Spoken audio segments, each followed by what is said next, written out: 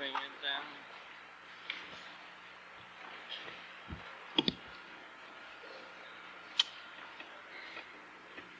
How's that? I always like living on the edge anyways. What the heck? Why should sobriety be any different, right? We're here to have fun. My name's Mike and I'm an alcoholic. I have to be real careful about the nice things Ed said. My ego won't be able to fit in my wheelchair.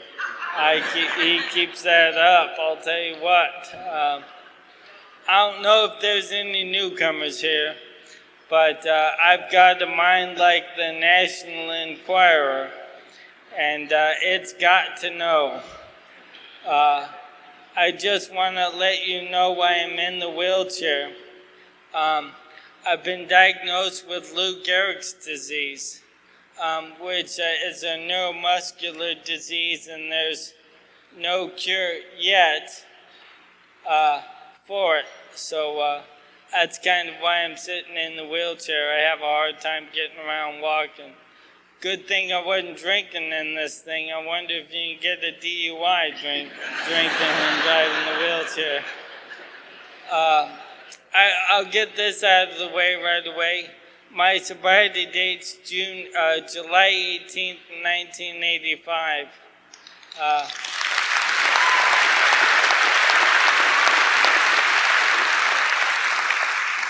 I got sober when I was 20 years old, and I've always been the kind of alcoholic that does things backwards.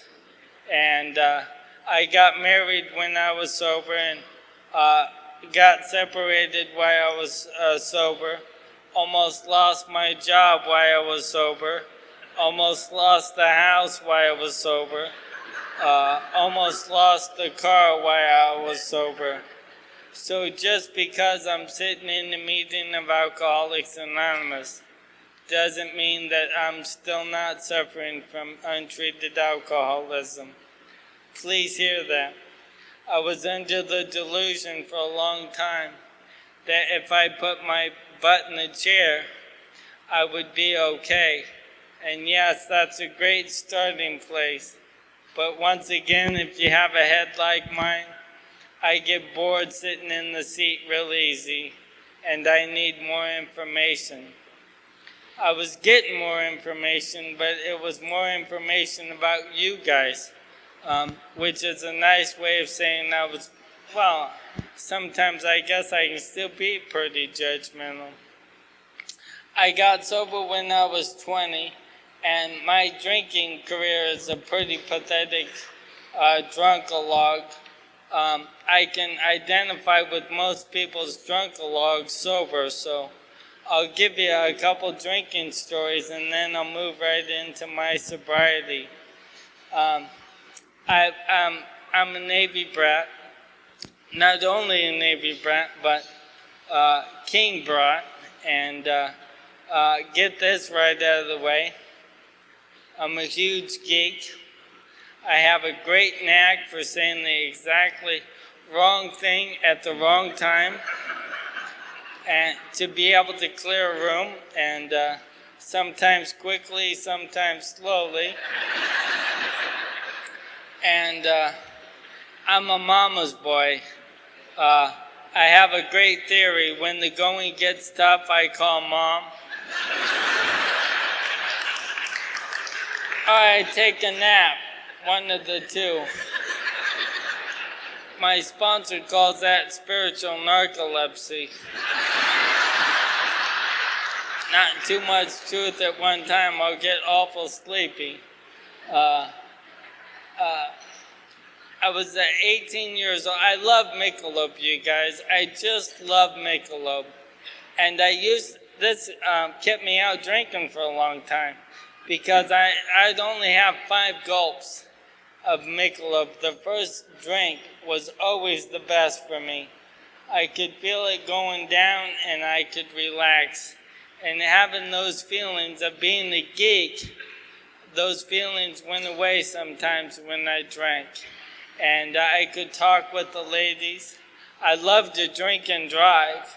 I just love to drink and drive because I like to go find wherever it's at. I'm not sure what it is, but wherever I got there, I thought it would be there, and I had to get back in my car and keep finding it. So I spent a lot of my time drinking and driving. One particular night, I was drinking Budweiser and Jack Daniels and having that wonderful gift of saying the wrong thing at the wrong time. My friends asked me to leave their house. And about 2 blocks up the road, I got pulled over by the Henderson Police Department. Henderson's in Nevada. It's kind of a suburb of Las Vegas. And he pulled me over, and I knew I was in trouble. But I don't go to incomprehensible demoralization right away. What I do is I go to patheticness right away. If I can be just pathetic just enough, maybe he'll let me off the hook. And I tried to do that, and he asked me for my driver's license, and I couldn't find my driver's license. So I asked him if he'd find it for me. He didn't seem to have a problem with that. He gave me the field sobriety test, and I couldn't pass it. And at that point, I pretty much knew I was going to jail. I asked him if he would handcuff me in the front. And because if you get handcuffed in the back, you got to kind of slouch. And I got to look good at all costs. And if a friend of mine or something drove by, they knew I'd be going to jail. And I couldn't have a reputation like that. So I asked him if he'd handcuff me up front and if I could sit up in the front seat.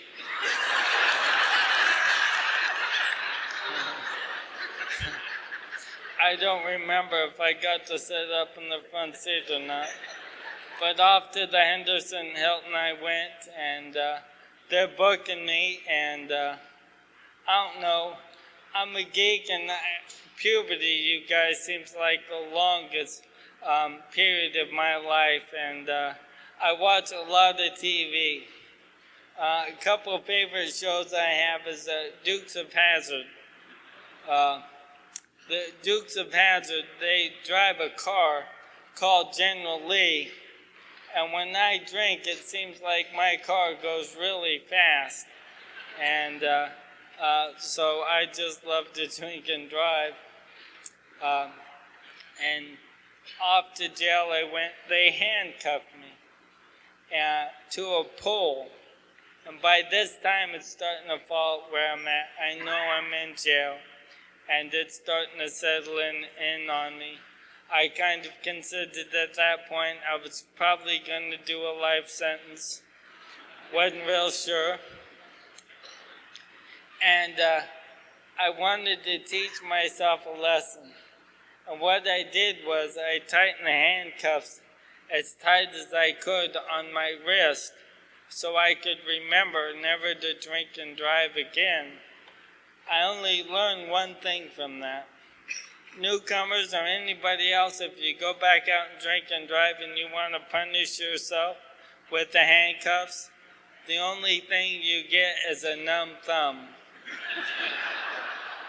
That's really the only thing I learned. And I'm thinking, what am I going to do to get out of a place like this? Like I said, when the going gets tough, I watch a lot of TV, and I remember Rockford, on Rockford Files, you get a free phone call. When you're in jail, you get one free phone call. And I used that to call Mom. And I said, Mom, and I'm in jail, and I hung up.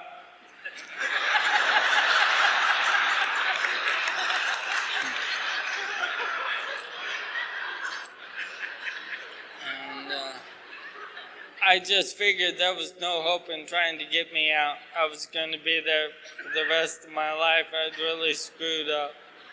And they're taking me to my hotel room, and I know what happens in jail if you can't defend yourself, and you get beat up or you get raped, taken advantage of sexually, and I'm going to have to learn to defend myself. And the first thing I should probably start doing is working out.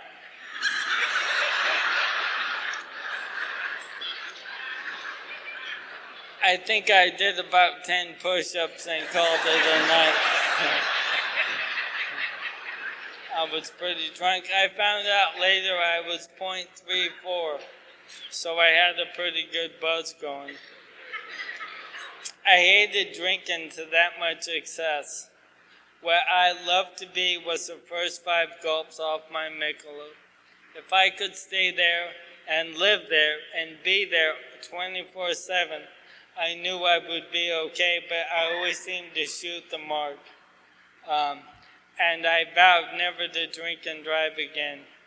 And sure enough, 8 months later, in July of 1985, playing Dukes of Hazzard in the dirt, I got my car stuck, and my keen alcoholic mind goes to work. What am I going to do now? Well, you know, I got to call Mom. And I knew where there was a phone. It was about 1.5 miles or 2 miles. I see the phone on the horizon. I'm almost there. I'm starting to get excited. I'll call Mom. Everything will be okay. She'll come get me.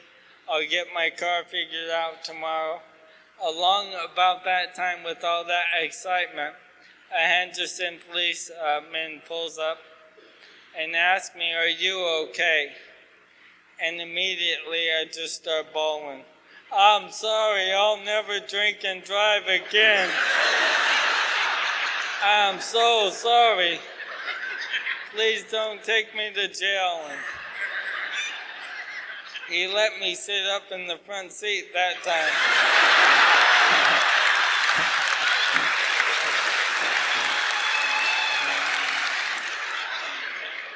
So off we went to where my car was, and they called Mom on their radio.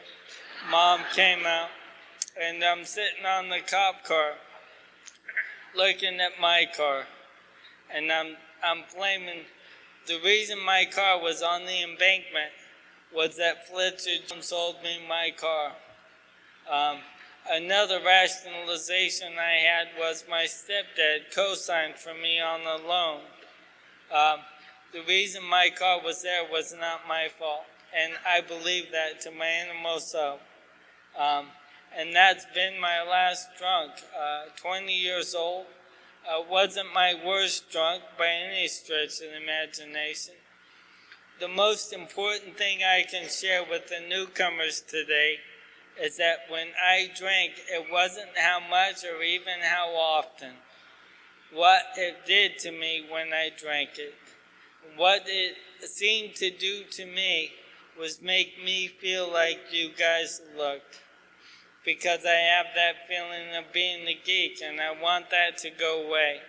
And I will do just about anything I can to make those feelings go away. And so, needless to say, I called the treatment centers. I'm very grateful for the treatment center because it led me and brought me to Alcoholics Anonymous. I'm 20 years old. This will kind of tell you where I am emotionally and mentally at that time. And I checked into an adolescent center. I loved it there.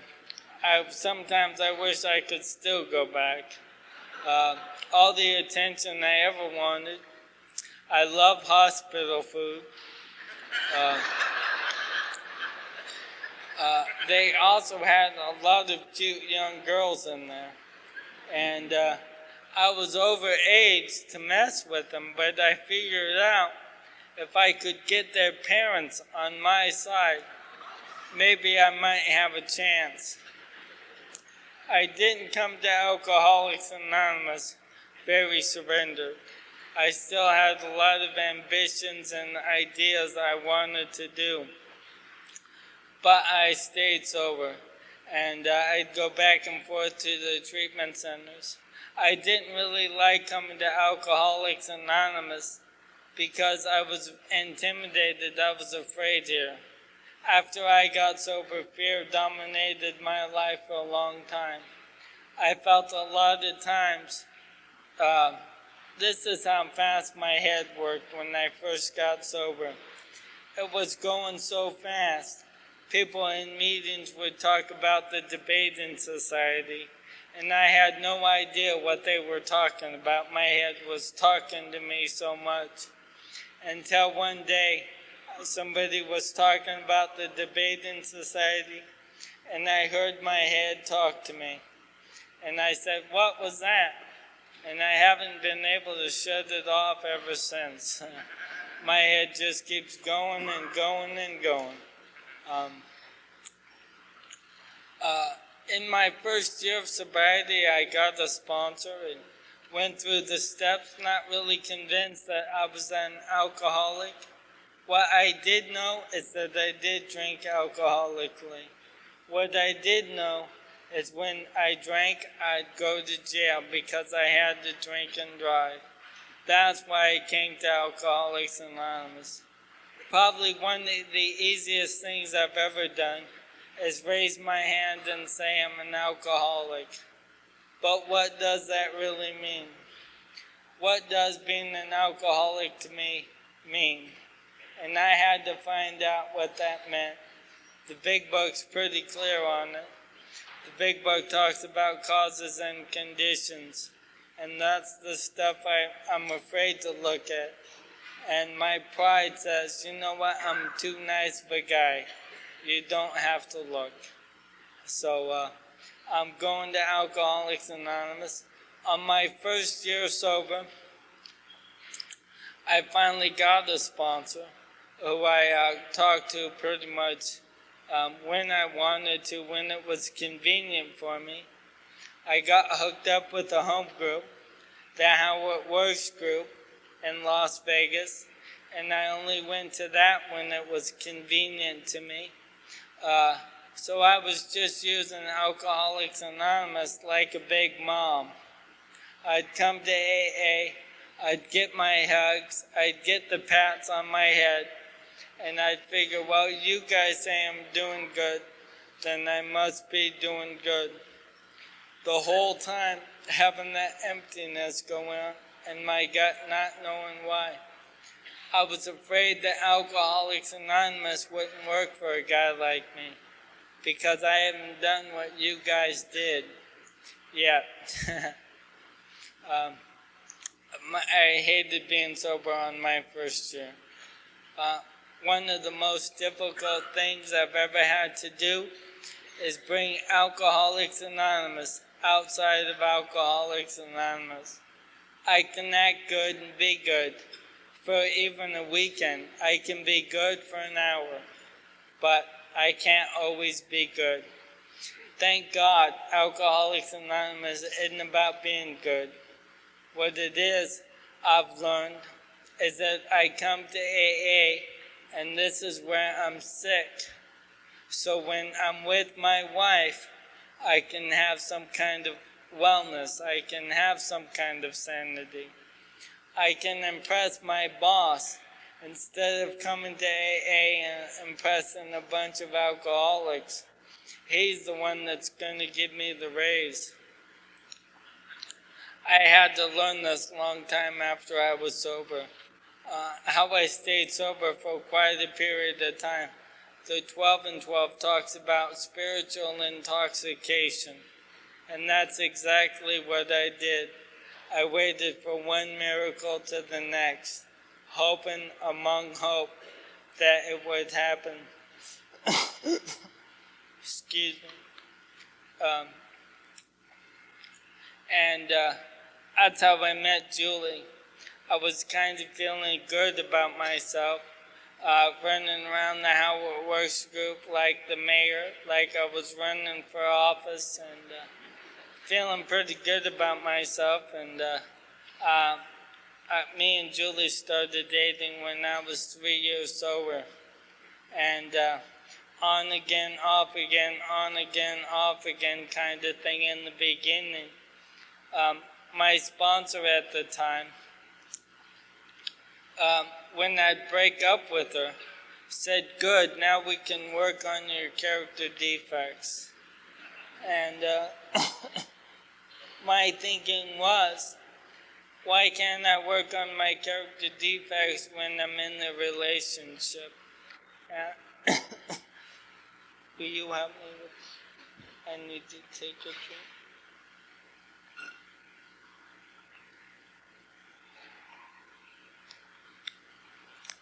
There you go. Are you guys having a hard time hearing me? No? Julie just said talk slower and speak more clearly, so.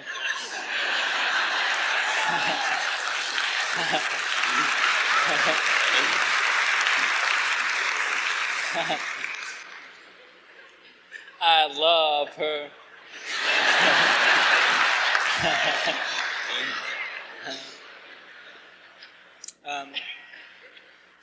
Oh yeah, I met Julie.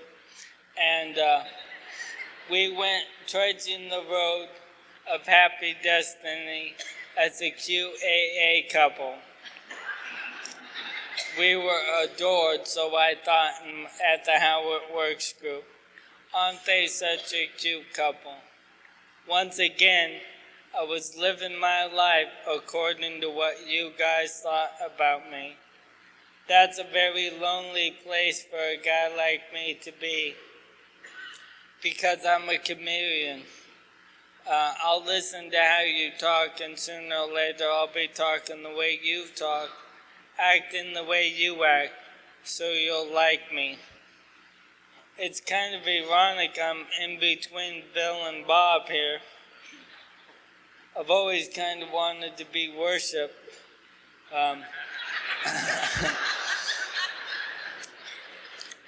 In AA, I want more than to be liked. Yeah, I want to be worshipped. And that's the only reason why I was coming back to AA. Lots of cute, pretty women, and I wanted to be loved. I wanted to be loved, and you guys just kept on loving me. Julie was getting ready to hit the bricks if I wouldn't ask her to marry me. So we went out to dinner, and a couple of guys I respect in the AA in Las Vegas said the way that they make big decisions is that they pray about it the night before, and the first thought they have in the day is what they do. I got a quick head. I'm still not sure to this day what my first thought was. Ask her or not. But I did it anyways. I asked Julie to marry me. We were married, and it's really important that I say this, you guys. I wasn't convinced to my innermost self, and I was afraid to let you guys know that. I've gone to NA, I've gone to ACOA, I've gone to Codependence Anonymous, I've gone to premarital counseling, I've gone to postmarital counseling. We could increase the list ad infinitum. It's really important after the ABCs, the big book talk, being convinced. And I wasn't sure how to be convinced. And I was still controlling my life. Coming to meetings and talking about how wonderful God was, and then going home and not paying any attention to Julie at all. I'd come to meetings and tell you what a wonderful guy I was, what a mean lady she was, and if she'd only treat me better, if she'd cook once in a while, if she'd clean house once in a while, I'd be okay. mind you, she was working full time, but I still expected her to live up to those expectations. And the Las Vegas was closing in on us, and we decided to make a trip to move to Columbus, Ohio. And she's from the Midwest. I got my dad's side of the family lives in Columbus, and I thought that I would be welcome there, and I was. Me and Julie ended up moving to Columbus, so it was funny in the decision-making process. We made a pros and cons list. This was going to be our first adult decision since we had been sober. The only problem with that idea is you have to be an adult to make an adult decision.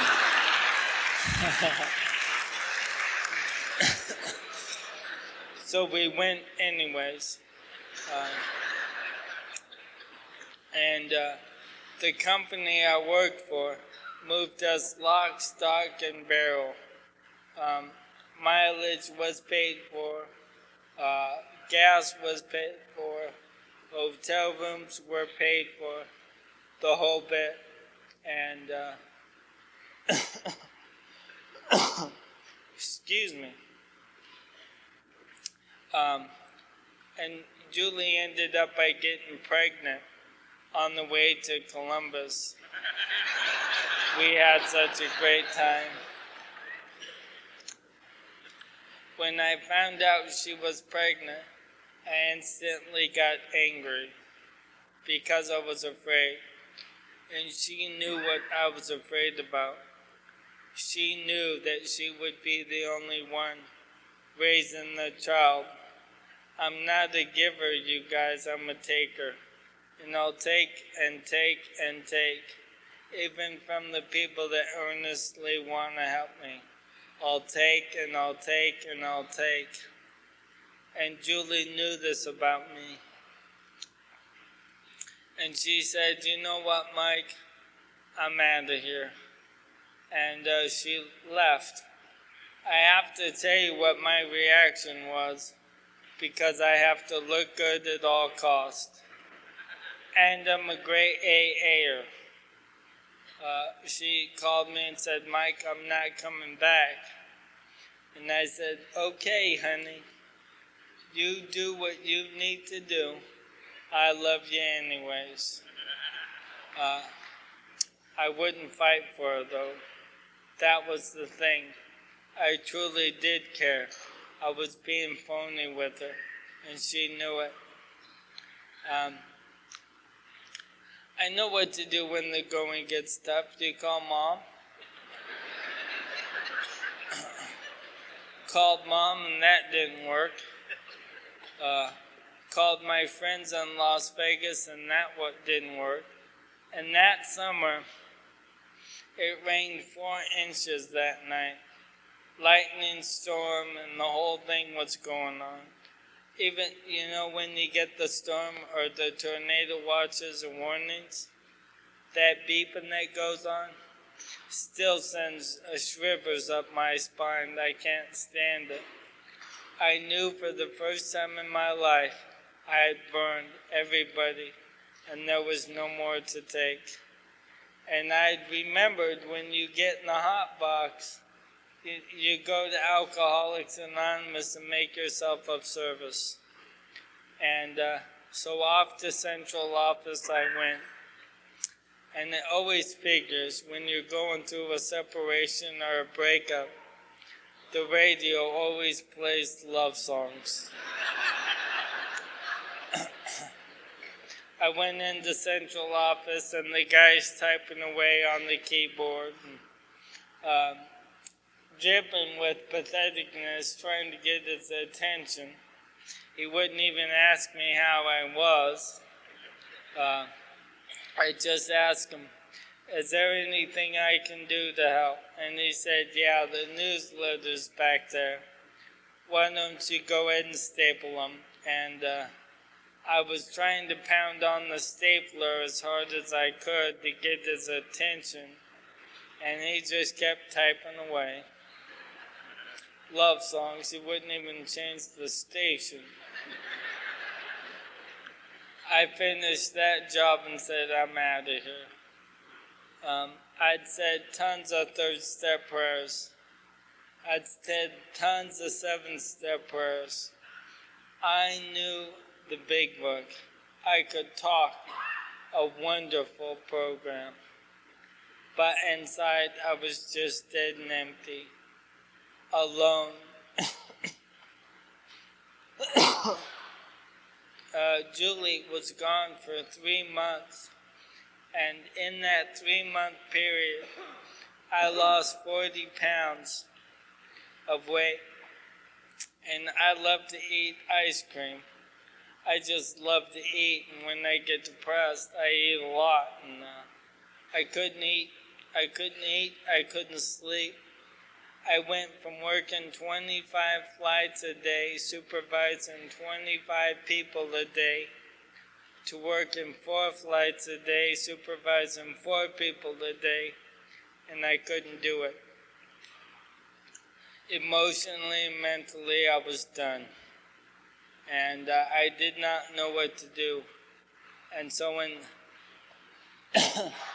this was my arrogance, 7 years sober. You guys will like this.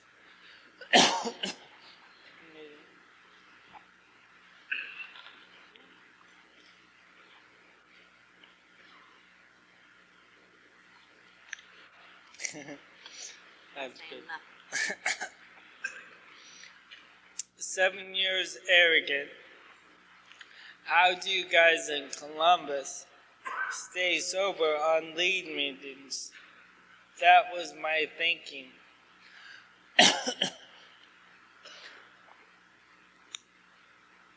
That was my thinking. And I'd come to the meeting and not be able to identify.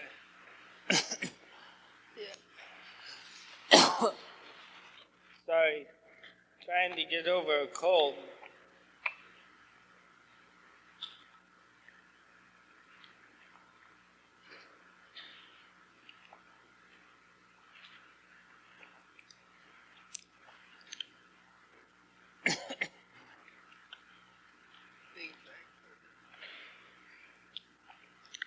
The guys I sponsor will like that, I'll tell you. Me losing my voice. And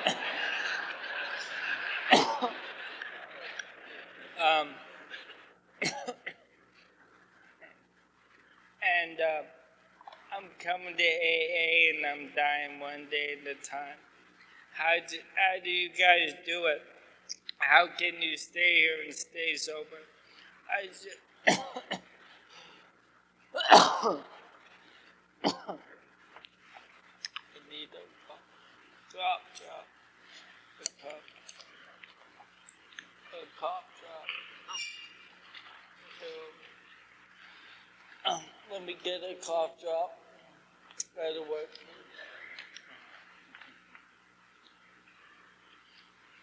There, that might work.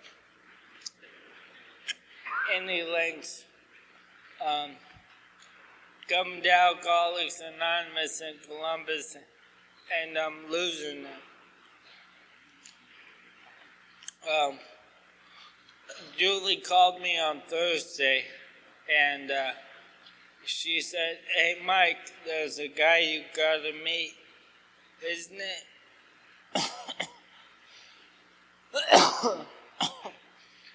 name's Wayne. Give him a call." I called him, and he invited me to his house, and he talked to me like I'd never heard anybody talk before, the language of the heart. He talked about coming to AA and not feeling a part of. I felt in AA like you guys felt in bars. I'm the only person here. I need to know what the handshake is. what's the secret to this thing? I'm clueless. I don't know. I'm on the outside looking in. What he explained to me was that was called spiritual separation. My spiritual program is very simple today. How close I am to other people. The closer I am to you guys, the closer I am to a creator, my creator. Actually, our creator. The closer I am to you, the closer I am to our creator. And I flew back and forth from Columbus, Ohio to Des Moines, Iowa for 6 months on weekends. The car wasn't so impressive to me anymore. I was willing to walk away from my career at the airlines. Please mind you, again, I still wasn't out of ideas. Wayne sponsored Julie. If I could get Wayne on my side and sponsor me, maybe I could get Julie back in my life. And he knew that. He did care. I screwed up, actually, because I got to find out how sick and separated I was, sober. And I know why people drink today, because the separation, the madness in the head and in the gut is on. It's crazy. And what he did, I was obsessed with Julie, and he knew that. And he helped me change my obsession from being obsessed on Julie to being obsessed with getting there every weekend. And I wasn't off on weekends, like I said, so I had to work at getting off and flying back and forth. So I did that for 6 months. Wayne taught me Alcoholics Anonymous. I literally shoved my head so far up his butt that when he turned too sharp, my neck would crack. I'm so grateful he spent the time out with me to share his experience, strength, and hope. We didn't open up the big book right away. What he did was suggested that I read AA Comes of Age, and I did. What I saw and read was about what the old-timers did, the forefathers of Alcoholics Anonymous.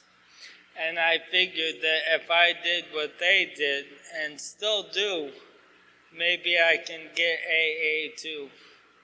And so I proceeded to do that. And sometimes I couldn't get into Des Moines. The closest I'd be able to get into would be Kansas City. And the guy he sponsored a couple times drove back and forth from Kansas City to Iowa. And he never asked for any gas money. I'm so grateful for that. I really think that if we're connected with AA, we have a lot of power. We have a lot of power to save lives. I'm responsible, and I didn't think I was. What's a pathetic few like me going to be able to give you guys? And that started changing. I became convinced in my innermost self that I was alcoholic. And I wasn't real grateful about it. In fact, I was pretty pissed off. Because that meant I'd have to start taking actions. Actions that I seen you guys taking. And I did it begrudgingly. That was I suffered well through the best time of my life. Julie ended up by coming back, and we ended up by moving back to Las Vegas, and we started a meeting there called the Into Action Group, met on Sunday nights, and we started dressing up for our commitments. we started putting structure into the meeting. And what I started doing was sponsoring people. Sponsoring people has always eluded me.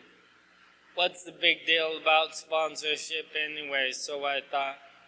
I talked to Wayne and call him and I say, Wayne, what's the big deal about sponsorship? I really don't care about this guy. He's taking up a lot of my time.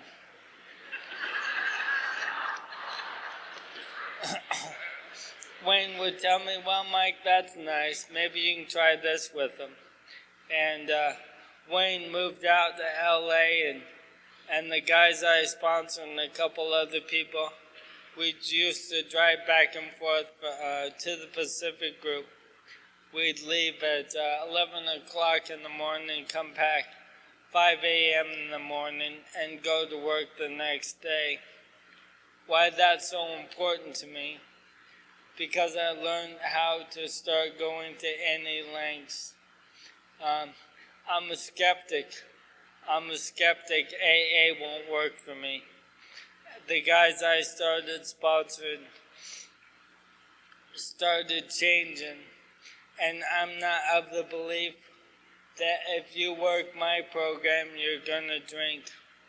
If you do what we did and still do, you can get well too.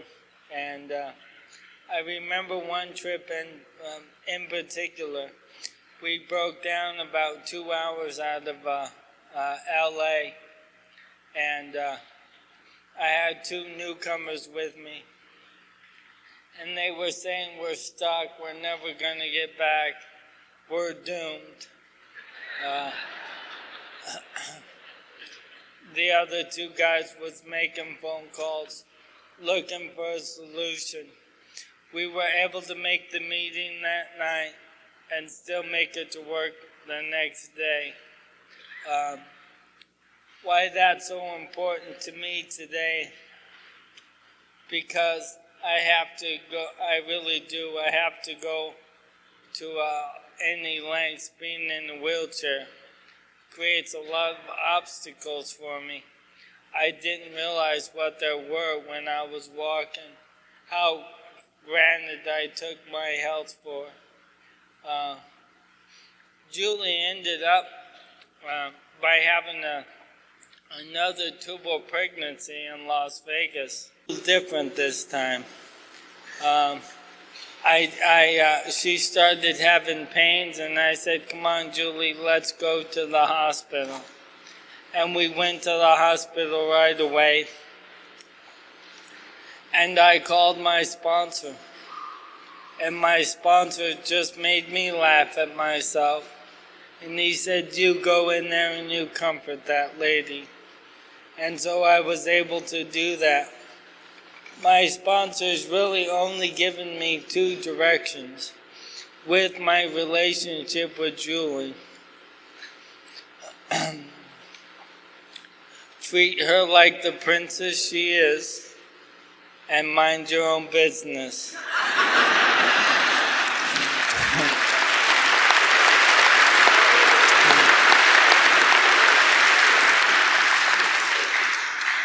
Wayne not only taught me about the steps, he showed me. He showed me how to bring AA into my home life, how to bring AA into work. And I started becoming a little more successful emotionally. I wouldn't fly off the handle as quickly. I'm kind of glad we didn't have the kids now. Being sick, and I'm really convinced God's in control of that anyways. I had a great experience a couple weeks ago in May. I got a phone call about 10:30 in the morning, and it was one of the guys I sponsor in Las Vegas, and he told me his wife was going to have a baby that day, that I should probably come down. I heard Bob talk about it last night. We left at, I got the phone call at 10:30. I was on the road at 11:30. The baby was born at 5:15 and I got there at 5 o'clock. They let me into the delivery room. I don't know about you guys, but that's a big deal for a guy like me. They let me see the baby being born. And she's a great little kid. The best she is when she's in an AA meeting. She don't fuss or cry at all when she's in the AA. And that's the fruits of Alcoholics Anonymous. By doing the footwork and the legwork. My sponsor doesn't let me off the hook at all being in my wheelchair. My really only message today, you guys, is I can sit in my throne of contempt. I like to call that my wheelchair every now and again. And die one day at a time. Or I can live one day at a time. And because of Alcoholics Anonymous teaching me how to live one day at a time, has just been beyond my wildest dreams.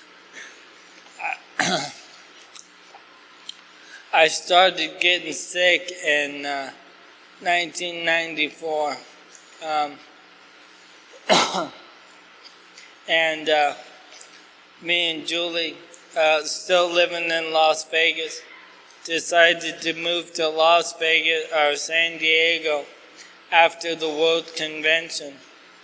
I don't know if any of you guys made it, but we showed up at 5:30 in the afternoon and got to sit right up front and say the Lord's Prayer was an awesome thing. Remember where I come from, even in Alcoholics Anonymous. I ain't a part of this thing. There's really only 3 secrets I've found in Alcoholics Anonymous. Give, give, give.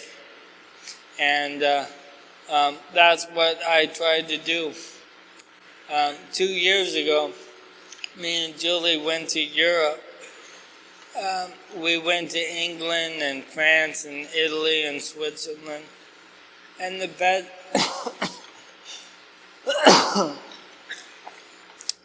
best part of the trip, sitting in Paris, across from the AA meeting, with an American lady that was about 14 days sober.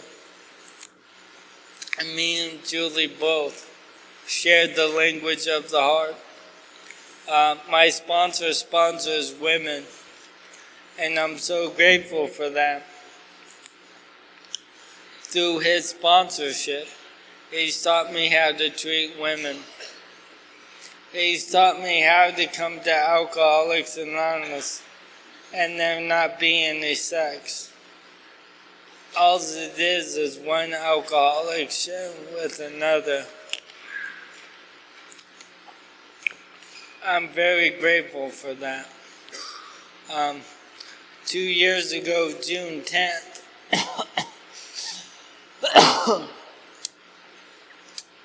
I got to throw out the first pitch at the Padre game. And I'll tell you how self-obsessed I am. I was walking out to the mound and I heard my name on the PA and I just blacked out. I just started bawling.